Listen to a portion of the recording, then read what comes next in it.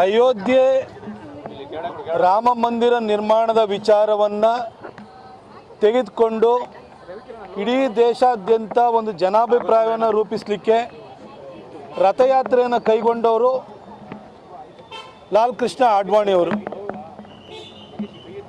ಕೋರ್ಟಿನಲ್ಲಿ ಅದರ ಪರವಾಗಿ ಹೋರಾಟನ ಮಾಡಿದಂಥವರು BJPಯಲ್ಲಿ ಕೇಂದ್ರ ಸಚಿವರು ಆಗಿದ್ದಂತಹ ಖ್ಯಾತ ವಕೀಲರಾಗಿರುವಂತಹ ರವಿಶಂಕರ್ ಪ್ರಸಾದ್ ಅವರು.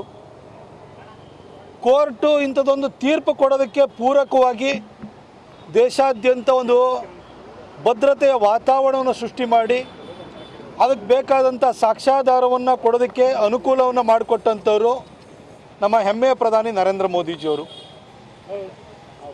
ರಾಮನ ಅಸ್ತಿತ್ವವನ್ನು ಸಾಬೀತು ಮಾಡಬೇಕಾಗಿ ಬಂದಾಗಲೂ ಕೂಡ ನಮ್ಮ ಸರ್ಕಾರ ಎಲ್ಲ ವ್ಯವಸ್ಥೆಗಳನ್ನು ಮಾಡಿ ಅಲ್ಲಿ ಎಕ್ಸ್ಕವೇಷನ್ನು ಪ್ರತಿಯೊಂದಕ್ಕೂ ಕೂಡ ಅನುವು ಮಾಡಿಕೊಟ್ಟು ಅಲ್ಲಿ ಅವಶೇಷಗಳಲ್ಲಿ ಇರುವಂಥ ಸಾಕ್ಷ್ಯಗಳನ್ನು ತೆಗೆದು ಸುಪ್ರೀಂ ಕೋರ್ಟ್ ಮುಂದೆ ಪ್ರೆಸೆಂಟ್ ಮಾಡಲಿಕ್ಕೆ ಅನುಕೂಲ ಮಾಡಿಕೊಟ್ಟಿದ್ದು ನಮ್ಮ BJP ಸರ್ಕಾರ.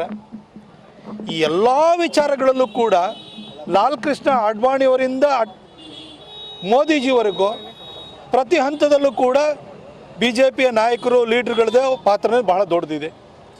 ಕಾಂಗ್ರೆಸ್ಸಿಗೆ ಸಹಜವಾಗಿ ಈ ರಾಮ ಜನ್ಮಭೂಮಿ ನಿರ್ಮಾಣದಲ್ಲಿ ತಂದೇನೂ ಪಾತ್ರ ಇಲ್ಲ. ತಾನೇನಿದ್ರು ರಾಮನ ಅಸ್ತಿತ್ವವನ್ನೇ ಪ್ರಶ್ನೆ ಮಾಡಿ ರಾಮ ಒಬ್ಬ ಕಾಲ್ಪನಿಕ ವ್ಯಕ್ತಿ ಅಂತ ಹೇಳಿ ಸುಪ್ರೀಂ ಕೋರ್ಟ್ಗೆ ದಾವೆ ಹೂಡಿ ಜಜ್ಮೆಂಟನ್ನು ಡಿಲೇ ಮಾಡಲಿಕ್ಕೆ ಪ್ರಯತ್ನ ಮಾಡಿದ್ದು ತಾನು ಅನ್ನೋ ಅಪರಾಧಿ ಪ್ರಜ್ಞೆ, ಒಂಥರ ಗಿಲ್ಟ್ ಫೀಲಿಂಗ್ ಅವ್ರಿಗೆ ಕಾಡ್ತಾ ಇದೆ. ಹಾಗಾಗಿ ಅವರು ಆ ಒಂದು ಅಪರಾಧಿ ಪ್ರಜ್ಞೆಯಿಂದ ದೂರ ಉಳಿತಾ ಇದ್ದಾರೆ. ಹಾಗಾಗಿ ಅದನ್ನು ನಾವು ಅವರ ನಿರ್ಧಾರವನ್ನು ನಾವೆಲ್ಲರೂ ಕೂಡ ಅರ್ಥ ಮಾಡ್ಕೊಳ್ಳುವಂಥ ಸಂಗತಿಯಾಗಿದೆ. ನಾನೇನೋ ಅವ್ರನ್ನ ಬ್ಲೇಮ್ ಮಾಡೋಕ್ಕೆ ಹೋಗಲ್ಲ. ಸಿದ್ದರಾಮಯ್ಯ ಅವರು ಹೇಳಿಕೆ ಕೊಡ್ತಾರೆ, ಇದಾದ ಮೇಲೆ ನಾವು ಅಯೋಧ್ಯೆಗೆ ಹೋಗಿ ಪೂಜೆ ಮಾಡಿ ಬರ್ತೇನೆ, ನನ್ನ ಬೆಂಬಲಿಗರು ಸಹ ಅಯೋಧ್ಯೆಗೆ ಹೋಗಿ ಪೂಜೆ ಮಾಡಿ ಬರ್ತಾರೆ ಅಂತ.